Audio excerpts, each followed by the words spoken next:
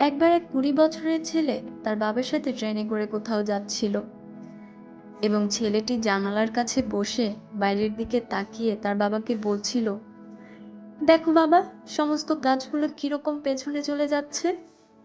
এই কথা শোনার পর তার বাবা হালকা হাসল। পাশে বসে থাকা একটি দম্পতি ভাবছিল ছেলেটি হয়তো পাগল।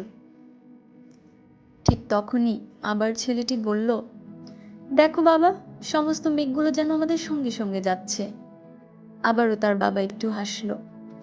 কিন্তু পাশে বসে থাকা দম্পতিটি ছেলেটির বাবাকে বলল, আপনি আপনার ছেলেকে কোনো ডক্টরের কাছে নিয়ে যান না কেন? এই কথা শুনে এবার ওই ব্যক্তি তাদের দিকে তাকিয়ে বলল, ঠিক বলেছেন, আমি আমার ছেলেকে ডক্টরের কাছ থেকেই নিয়ে এসেছি। আমার ছেলে জন্ম থেকেই অন্ধ ছিল, সে কোনো কিছুই দেখতে পারত না। আজই সে তার চোখের দৃষ্টি ফিরে পেয়েছে। এই কথা শুনে দম্পতিটির চোখে জল চলে আসে এবং নিজের কাছে নিজেকে অনেক ছোট মনে করতে থাকে।